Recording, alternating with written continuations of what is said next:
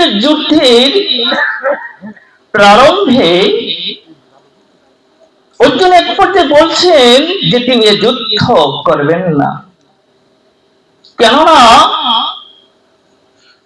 তার সম্মুখে যে সকল যোদ্ধা উপস্থিত হয়েছেন সে সকল যোদ্ধারা কোনো না কোনো ভাবে তার আত্মীয় স্বজন, বন্ধু বান্ধব।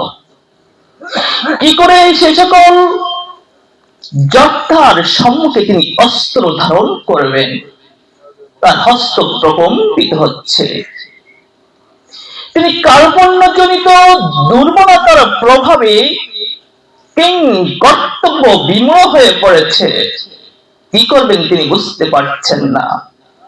হে মাধব, আপনি একমাত্রই ভরসা। এই মুহূর্তে আমার কি করা কর্তব্য আমি কিছুই বুঝতে পারছি না। আমার কি করণীয়?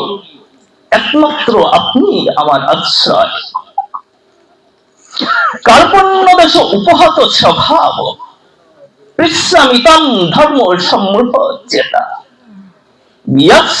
সান্নিশ্চিতম ব্রবি তন্ময়, শিষ্যস্তে অহম সারিমাম তাম প্রপন্নম। মাধব, কার্পণ্যজনিত দুর্বলতার প্রভাবে আমি এখন কি করব বুঝতে পারছি না।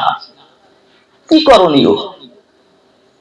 তাই আমি আপনার শরণাপন্ন হয়েছি। এই মুহূর্তে আপনি আমার গুরুদেব আর আমি আপনার শিষ্য। গুরুদেবকে কখন শরণাপন্ন হতে হয়? যখন অজ্ঞানতার বশবর্তী হয়ে মোহচ্ছন্ন হয়ে যায় জীব, কি করণীয় সেই ভেদাভেদ জ্ঞানটুকু তিনি হারিয়ে ফেলেন। কি করণীয় থাকে তখন? তখন আমরা সেই গুরুদেবের পাদপদ্ম আশ্রয় গ্রহণ করি। অর্জুন সেই মুহূর্তে সঠিক কাজটি করেছেন। যখন কেউ কিছুই বুঝতেই পারেন না, তখন আমাদের সেই গুরুদেবের অবলম্বন করতে হয়। অন্ধকারাচ্ছন্ন জগৎ থেকে তিনি আলোর জগতে নিয়ে যান। যে মুহূর্তে ভগবানকে গুরু বলে সম্বোধন করেছেন, ভগবান শ্রীকৃষ্ণ মৃদু হাসছেন, বলছেন, অর্জুন তুমি অনার্যের মতো কথা বলছ। তুমি অনার্য। আমি জানতাম তুমি ক্ষত্রিয়, তুমি সর্বশ্রেষ্ঠ যোদ্ধা। তুমি মোহাচ্ছন্ন হয়ে পড়েছ। যে বিষয়ে শোক করা উচিত নয় সেই বিষয়ে তুমি শোক করছ। ভগবান শ্রীকৃষ্ণের কাছে তিনি আত্মসমর্পণ করেছেন। এই জগতে কারা মোহাচ্ছন্ন হয়ে পড়ে? এসে ভক্তি বেদান্ত স্বামী প্রভুপাদ বলছেন, আহার, নিদ্রা, ভয়, মৈথুন, মনুষ্যের মধ্যে এই চারটি সহজাত প্রবৃত্তি রয়েছে। এই চারটি সহজাত প্রবৃত্তি মনুষ্য করছে, অন্য প্রাণীরাও করছে। তারা আহার করে, নিদ্রা করছে। কাহার নিদ্রা, ভয়, মৈথুন তারাও করে, মনুষ্যরাও করে। পার্থক্য কোথায়? পার্থক্য আছে? পার্থক্য নাই। পার্থক্য একটি জায়গায় রয়েছে, সেটি হচ্ছে তথাকথিত ব্রহ্ম জিজ্ঞাসা। আমি এই পৃথিবীতে আসার পূর্বে কোথায় ছিলাম? আমার এখানে এসে কি করণীয়? মৃত্যুর পরে আমাদের কোথায় স্থান হবে? এই জ্ঞানটি অবলম্বন করে হচ্ছে তথাকথিত ব্রহ্ম জিজ্ঞাসা। কে আমি? কি করণীয়? অর্জুন বিমোহিত হয়ে পড়েছেন। অর্জুন, এই সামনে যে সকল যোদ্ধারা দেখছ না, সকলেই মৃত। তুমি অবলুক্ষ মাত্র। তুমি নিজের মহিমায় ফিরে এসো, অস্ত্র ধারণ করো, যুদ্ধ করো।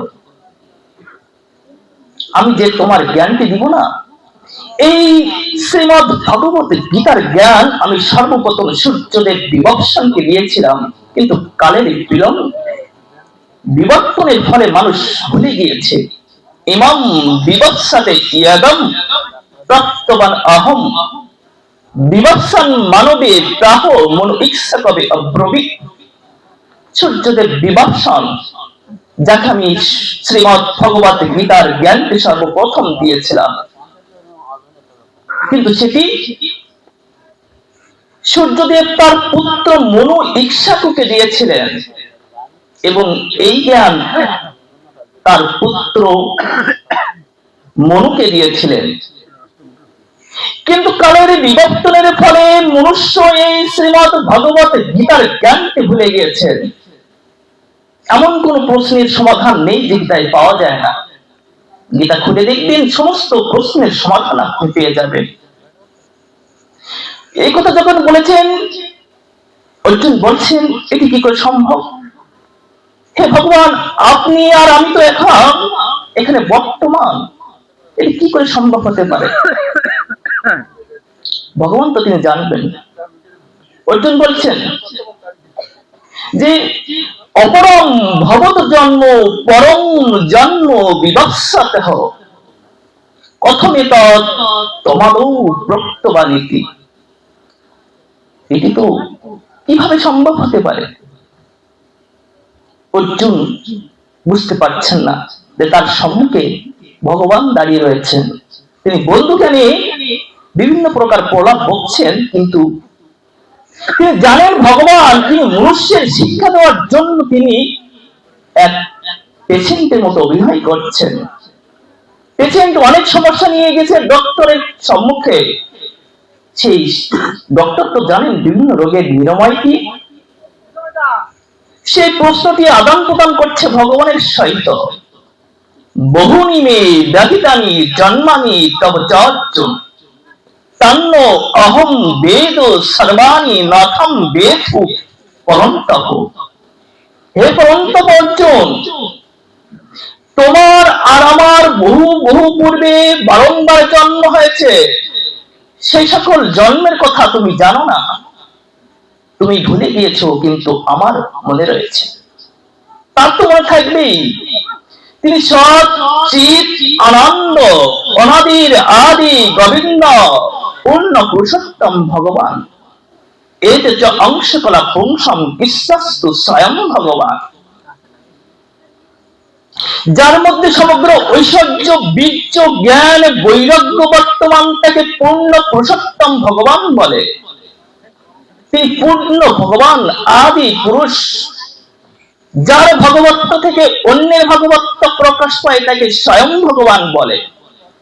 আর যে সকল অবতার এসেছেন ভগবান শ্রীকৃষ্ণ থেকে এসেছেন, ভগবান শ্রীকৃষ্ণ অবতার নন, তিনি অবতারী। যে 10টি মেন অবতার রয়েছে এবং অন্যান্য যে 24 অবতার রয়েছে, সমস্ত অবতার স্বয়ং ভগবান থেকে এসেছেন, তাই তিনি পূর্ণ পুরুষোত্তম ভগবান। অর্জুন, স্বল্প বুদ্ধি দ্বারা আমাকে হৃদয়ঙ্গম করা যায় না। তেয়ম সততা উত্তরম ভজতাম প্রীতি পূর্বকম দদামি বুদ্ধি যদম তাম জ্ঞানো মামুপয়ন্তি।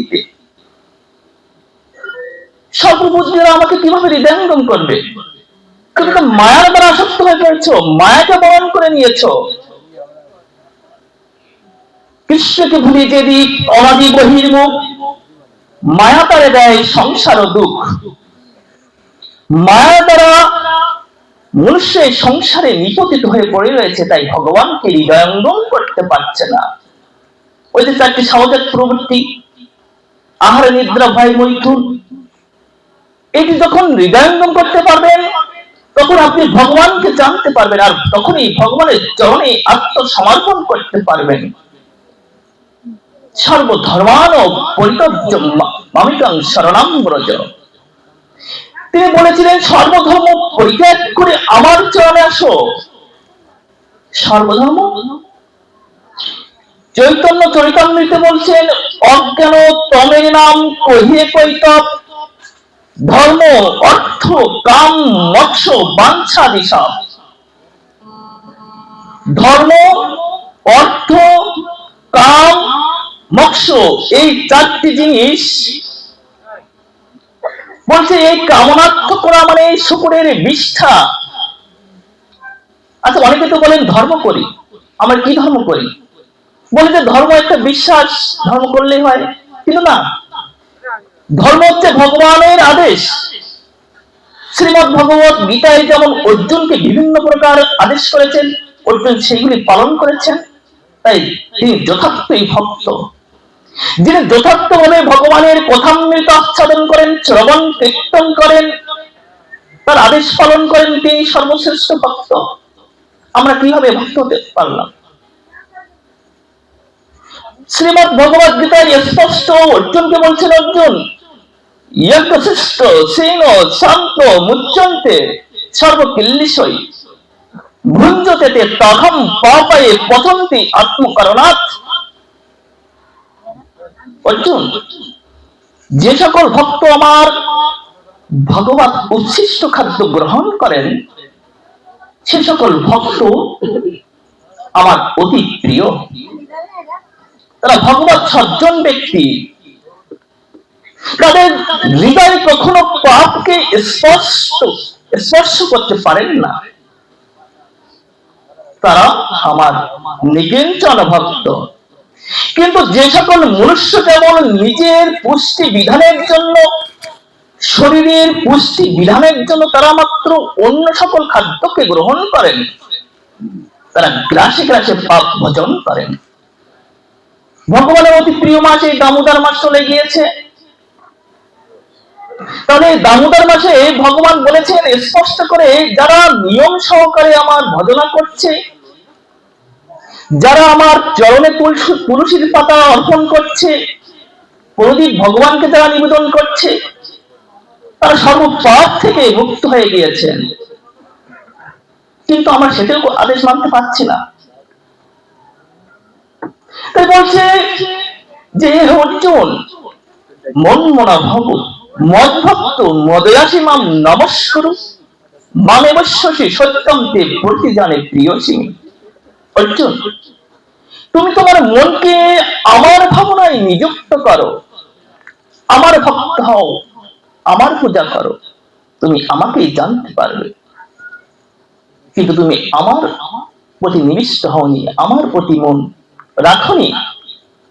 তুমি ওই সুতুমিত স্ত্রী, পুত্র, কন্যা, আত্মীয় স্বজনের প্রতি মনোনিবেশ করেছ, আমাকে ভুলে গিয়েছ। তাই তুমি পরিণামে দুঃখই পাচ্ছ। বিস্মৃতি দুঃখ, বিস্মৃতি দুঃখ শরণৈছ। যখন তুমি আমার শরণ নিবে, অপর আনন্দ লাভ করবে। কিন্তু আমাকে তুমি মনে রাখতে পারছো না। অর্জুন, কেন? শ্রীমান মহাপ্রভু বলছেন, চেতো দর্পণ মর্চনম ভব মহা দাবাগ্নি নির্বাপনম শ্রেয় কৈরব চন্দ্রিকা বিতরণম বিদ্যা বধুর জীবনম আনন্দম্ভু পরিবর্ধনম প্রতিপাদম পূর্ণমিতা সদলম। বলছে তুমি কামনায় বাসনায় ভুলে, কৃষ্ণকে ভুলে তুমি কৃষ্ণ বহির্মুখ হয়ে তোমার মধ্যে যে মায়া ইত্যাদি কারণে তুমি মায়ার দাসত্ব হয়ে তুমি আমাকে ভুলে গিয়েছ। তোমার মন অপবিত্র হয়ে গিয়েছে। ময়লা পড়ে আয়না যেমন নিজের মুখমণ্ডলকে দেখা যায় না, ঠিক তেমনি কৃষ্ণকে ভুলে জীব বহির্মুখ হয়ে ভগবানকে ভুলে যে নিপতিত হয়ে পাণ্ডবরাচ্ছন্নে পড়ে রয়েছে। তাই যখন আয়নার দর্পণকে আপনি মুছবেন, তখন আপনার মুখমণ্ডলকে স্পষ্ট দেখতে পাবেন। ঠিক মানুষের মধ্যে বিভিন্ন ঘাত প্রতিঘাতের মাধ্যমে মানুষের মধ্যে দাবানল সৃষ্টি হয়। কষ্ট, জ্বালা, মোহ, আচ্ছন্ন বিভিন্ন প্রকার সৃষ্টি হচ্ছে। বিভিন্ন ঘাত প্রতিঘাতের মাধ্যমে মনুষ্যের দুঃখ নেমে আসছে। এটা কি কোনো নির্বাপনের উপায়ন্তর নাই? বনের অনলে যেমন বৃক্ষের ঘর্ষণে ঘর্ষণে যেমন দাবানল জ্বলে ওঠে, সেই দাবানল নির্বাপনের কি উপায়ন্তর থাকতে পারে? যদি বৃষ্টিপাত হয় তাহলে সেই দাবানল অগ্নি নির্বাপিত হতে পারে, কিংবা মনুষ্য যদি জল সিঞ্চন করে তাহলে সেই দাবানল থামতে পারে। মানুষের উপায়ন্তর কি হতে পারে? বিভিন্ন ঘাত প্রতিঘাতে, সেটি হচ্ছে হরিনাম সংকীর্তন। হরিনাম সংকীর্তনের দ্বারা আপনি মুক্ত হতে পারবেন। কিন্তু যারা সাধুসঙ্গ করেন তারাও মুক্ত হতে চান না। মুক্ত হওয়ার ইচ্ছা, শুকুরের বিষ্ঠা, অনন্য ভক্তি যুক্ত সহকারে তারা শ্রী ভগবানের চরণে আত্মসমর্পণ করেন। ময়্যা ব্যস্য মন এমম নিত্যযুক্তা উপাসতে শ্রদ্ধেয় পরয় পেতা তেমে উক্তা তাম মাতা। নিত্যযুক্ত ভক্তি সহকারে যারা আমাকে জেনেছেন তারা ভক্তিযুক্ত সহকারে আমার পূজা করেন, তারা চির মুক্ত অর্জুন। এটি হচ্ছে যথার্থ এই ভক্তি। নাম সংকীর্তনম প্রত্যম কৃষ্ণস্য প্রেম সম্পত্তি বলিষ্ঠম সাধনম শ্রেষ্ঠম পরমকর্ষ মন্ত্রবাদ তদেব বন্নতে ভক্তি ফলম তত্র চিৎকর্জনয়। ভগবত প্রেম সম্পর্ক অভিচাতরহ। হরিনাম সংকীর্তন ভগবান শ্রীকৃষ্ণের অন্তরঙ্গ ও পরম বলিষ্ঠ সাধন। এটি ভগবানের পরম শক্তি। ভক্তির ফল হচ্ছে হরিনাম সংকীর্তন। ইতিপূর্বে হরিনাম সংকীর্তন হয়েছে। যেখানে হরিনাম সংকীর্তন না হয় সেখানে ফল নিষ্ক্রিয়। সাধনা চার ভাবে করা যায়: গানভক্ত, শাক্ত, শৈব, বৈষ্ণব। আপনি যে মতেই থাকুন না কেন, অন্তিমে ভগবান শ্রীকৃষ্ণের এই নাম সংকীর্তনই একমাত্র অবলম্বন। আপনি যখন মৃত্যুবরণ করবেন তখন ওই রুদ্রাক্ষ ফল আপনার কাজ হবে না পাশে দিলে, ওই তুলসী পত্র দিয়ে আপনাকে চোখে দিবে এবং মৃত্যুর সময়ে ওইটা মস্তকের পাশে রাখবে। এটি ভক্তি দেবী, ভগবানের প্রিয়সী।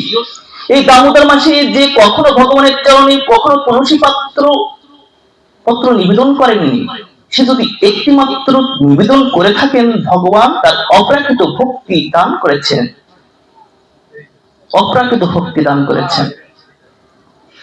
এবং এই নাম সংকীর্তনের প্রাণটাকে উৎকণ্ঠা। শ্রীমান মহাপ্রভু বলছেন, কেমন উৎকণ্ঠা? নয়নম গলদশ্রু ধারায়া বদনম গদগদ রুদ্ধ গিরা পুলকই নিচিতম বহু কদা তব নাম গ্রহণে ভবিষ্যতি। হে ভগবান, আমার এমন দিন কবে হবে যেদিন তোমার নাম গ্রহণে বিগলিত অশ্রু ধারায় আমার নয়ন পরিব্যাপ্ত হবে? কবে? হে ভগবান, আমার সেই সময় কবে আসবে যেদিন তোমার নাম গ্রহণে আমার এই বদন গদগদ রুদ্ধশ্বাস হবে, দেহ প্রকম্পিত হবে লৌহস্যে। মনুষ্য, একবারও হরিনাম সংকীর্তন করলাম না, এই জগতে এসে কি হতভাগ্য আমার এই দেহ। জন্ম কর্ম চমে বিজ্ঞ এবং এবেত্তি তত্ত্ব দেহম পুনর্জন্ম নৈতি মামেতে অর্জুন। যিনি ভগবান শ্রীকৃষ্ণের জন্ম কর্ম জেনেছেন, তিনি সমস্ত পাপ থেকে মুক্ত হয়ে ভগবানকে পেয়েছেন। ইয়ম ইয়ম বাপি শরণ ভাবম ত্যাগতি অন্তে কলেবরম তম তমেবতি গন্তীয় সদা তদ্ভব ভাবি তাহা। মৃত্যুকালে যিনি ভগবানকে যে নাম করতে পেরেছেন, সে ভগবত ধামে গিয়েছেন। কিন্তু আমরা স্বাধীন কি করছি? ভগবানকে ভুলে গিয়ে জগতের প্রতি আসক্ত হয়ে পড়েছি। কি করছি?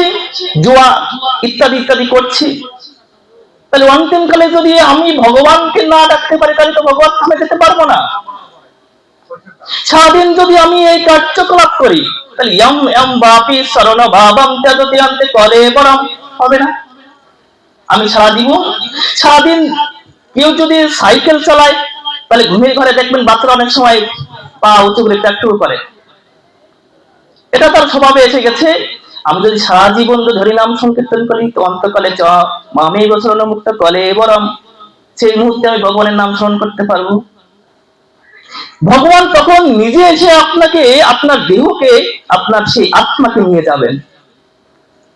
কি সৌভাগ্য! আপনি যদি নিত্য তুলসী দেবীকে জল সিঞ্চন করেন, ভগবান স্বয়ং এসে আপনাকে নিয়ে যাবে, মুক্তি দেবী, মুক্তি লাভ হবে। এটি যথার্থ জ্ঞান। ভগবান শ্রীকৃষ্ণ বলছেন, যিনি নিত্যানন্দ, যিনি শ্রীমান মহাপ্রভু হয়ে এসে ভক্তের শিক্ষার জন্য তিনি বলছেন, ওই নন্দতনু সে কিঙ্করম পতিতম মাম বিষমে ভবম বুধৌ কৃপয়া তব পদ পঙ্কজ স্থিতি ধুলি সদৃশং বিচিন্তয়। হে ভগবান, আমার কি সেই সৌভাগ্য হলো না? আমি এই জগতে পতিত হয়ে, নিপতিত হয়ে সংসারে দুঃখ কলহ ভোগ করছি। তোমার পায়ে যেমন ছোট ছোট ধূলিকণা আশ্রয় গ্রহণ করে না, আমাকেও সেই ছোট ছোট ধূলিকণার ন্যায় আমাকে চিন্তা করো, আমাকে ধন্য কৃতার্থ করো। আমি তোমার শরণাপন্ন হয়েছি, আমি তোমার কিঙ্কর। কিঙ্কর ভেবে চিন্তা করো, আমি যেন তোমার পাদপদ্মে আশ্রয় গ্রহণ করে সারা জীবনে ধন্য কৃতার্থ হতে পারি। ত্রিনয় অন্তে, ত্রিনের থেকে সুনিচু হয়ে ত্রিনাদপি সুনিচেন তরুরিব সহিষ্ণুনা অমানিনা মানদেন কীর্তনিয়া সদাহরি। ভক্ত হতে চাও?